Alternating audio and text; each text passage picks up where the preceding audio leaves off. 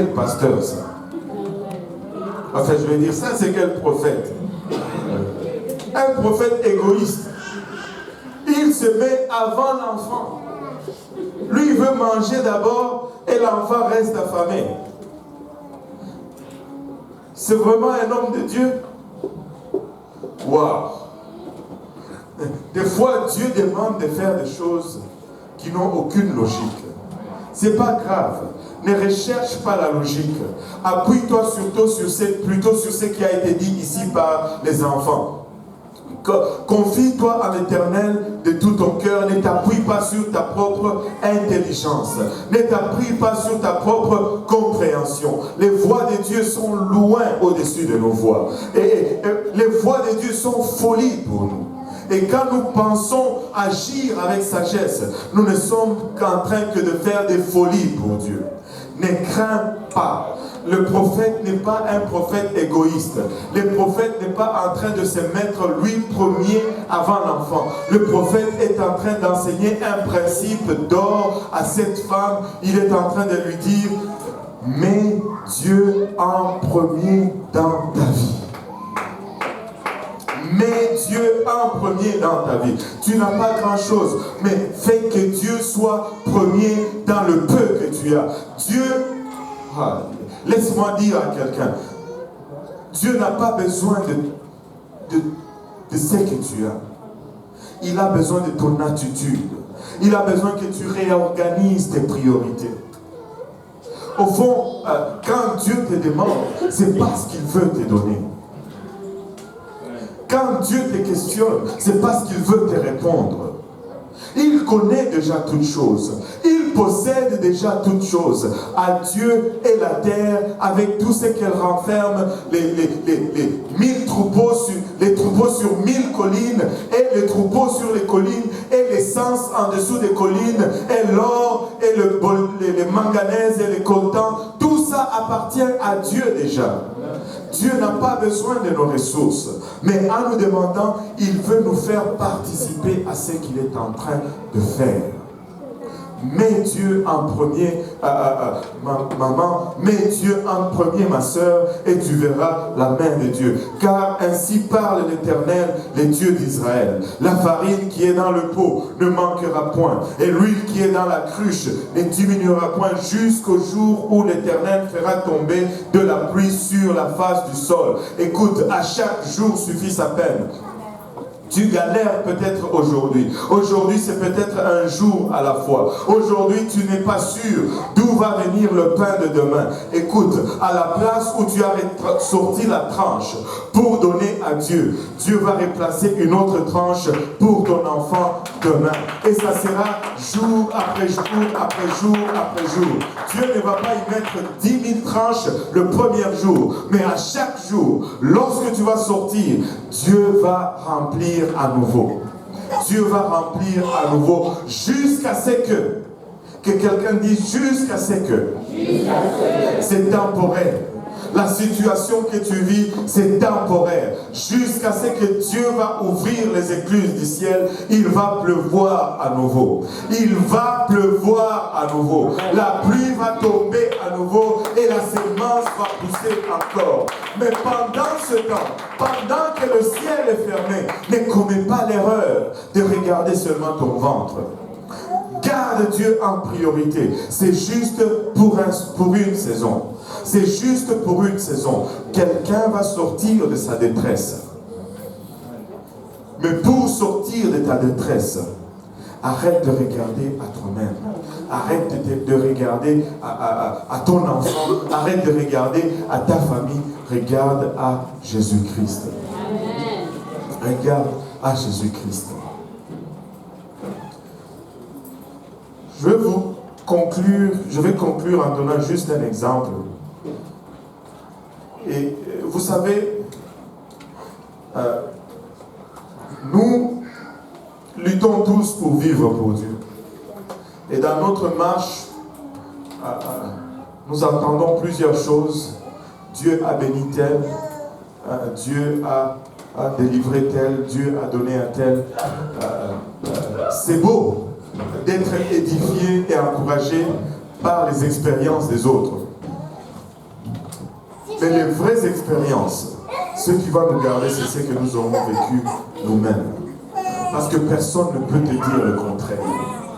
Personne ne peut pas te dire que Dieu ne t'a pas guéri si tu sais que Dieu t'a guéri. C'est pourquoi nous devons arriver à une place où nous vivons nos propres expériences. Mais comment allons-nous vivre nos propres expériences? Comment vais-je avoir l'assurance dans la guérison de Dieu si je ne suis pas malade? Comment vais-je avoir l'assurance de la provision de Dieu si je ne suis pas en manque? Nous n'aimons pas manquer. C'est normal. Mais si nous voulons expérimenter la provision de Dieu, il faut que nous soyons en manque. Nous ne voulons pas être malades. C'est normal.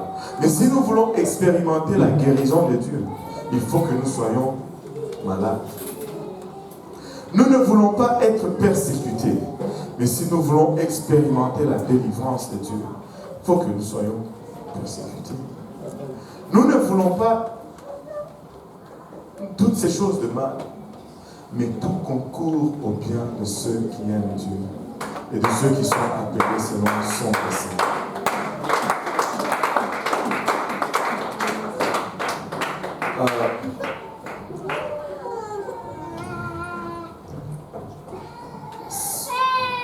C'est toujours pour une saison. C'est toujours pour un temps. Tu ne vas pas y rester indéfiniment. Vous savez, lorsque nous avions commencé à servir le Seigneur, c'était difficile parce qu'il fallait le faire par la foi. Il n'y avait pas grand monde, donc il n'y avait pas grand soutien. Mais Dieu a dit qu'il fallait commencer, donc il fallait commencer. C'est Dieu qui a dit, donc il faut le faire. Ne t'appuie pas sur ta propre compréhension. On a commencé à travailler pour Dieu, il n'y avait pas de salaire. Mais laissez-moi vous dire que jour après jour, Dieu a toujours survenu à tous nos besoins. Il n'y a pas eu un seul jour où on n'a pas mangé à la maison, bien qu'on a travaillé pour le Seigneur sans salaire pendant presque un an, sans paye et sans travail. Dieu a pourvu jour après jour. Il ne nous a pas, il n'est pas venu et dit, oh Dieu donné, je vois ta foi, voilà 40 000 pour l'année. Non, c'était 40 $ par jour, 25 $ l'autre jour, mais à chaque jour, lorsqu'on sortait le pain, d'où il était, quand on y retournait, Dieu ajoutait et remettait le pain. Écoute, tu peux te confier en Dieu. Tu peux mettre ta confiance à l'Éternel. Arrête de pousser des regards, de tourner des regards inquiets. Dieu est sur le trône. Sa puissance, sa gloire n'est pas déterminée par ta circonstance. Il est en train de te faire apprendre quelque chose. Il va éventuellement pleuvoir. Le ciel va éventuellement être ouvert. Il va éventuellement pleuvoir, maman. Il va éventuellement pleuvoir et la sémence va pousser. Dieu veut dire à sa fille aujourd'hui, tu es ma fille. Et regardez, dans ce temps de détresse, dans ce temps de notre désert, qui était presque d'un an, j'ai fait probablement ce que tu es en train de faire maintenant. Tu as commencé à regarder à tout le monde pour ton soutien. Tu regardes l'église, tu regardes les frères et sœurs. Vous voyez, des fois, c'est ces requêtes de prière qui sont plutôt une demande à l'homme plutôt qu'à Dieu. Prier pour ma famille, ça fait 2 jours qu'on n'a pas à manger. Espérant qu'un frère entend. Donc, prie à Dieu. Ne prie pas aux frères. Vous savez, dans notre détresse, Dieu m'a posé une question. Il dit, c'est quoi l'église dans mon plan? L'église, c'est la mère.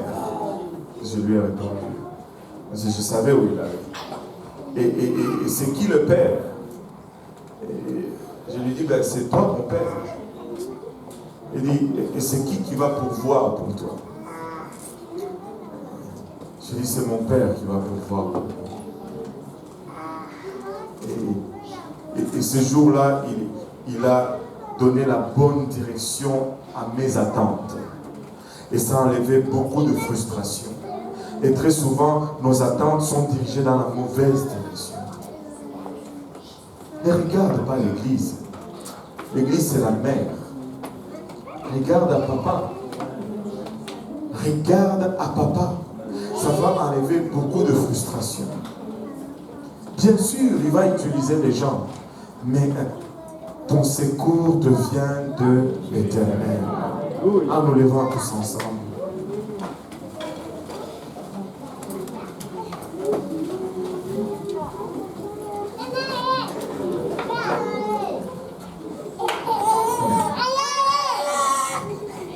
Je veux dire aujourd'hui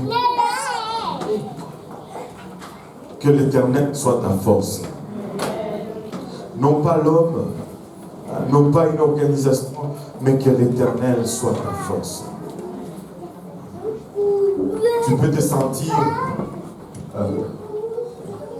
exclu aujourd'hui. Ça ne fait aucune différence. Ses yeux sont allés jusqu'à Sarepta. Tu peux te sentir inadéquate aujourd'hui. Ça ne fait pas de différence. C'était une veuve. Savez-vous quoi? On ne connaît même pas son nom. On ne connaît même pas son nom. Une inconnue. Tu peux te dire, oh, le pasteur ne connaît même pas mon nom, c'est pas grave.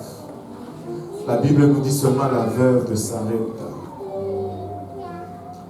Que Dieu puisse dire seulement, cette femme de Montréal, cette femme du Québec, et c'est assez. C'est assez. Nous allons venir à l'avant en ce jour de fête de Noël. Non seulement nous allons élever nos voix vers le Seigneur, mais nous allons rediriger nos attentes. Nous allons faire que nos attentes se dirigent à la bonne source.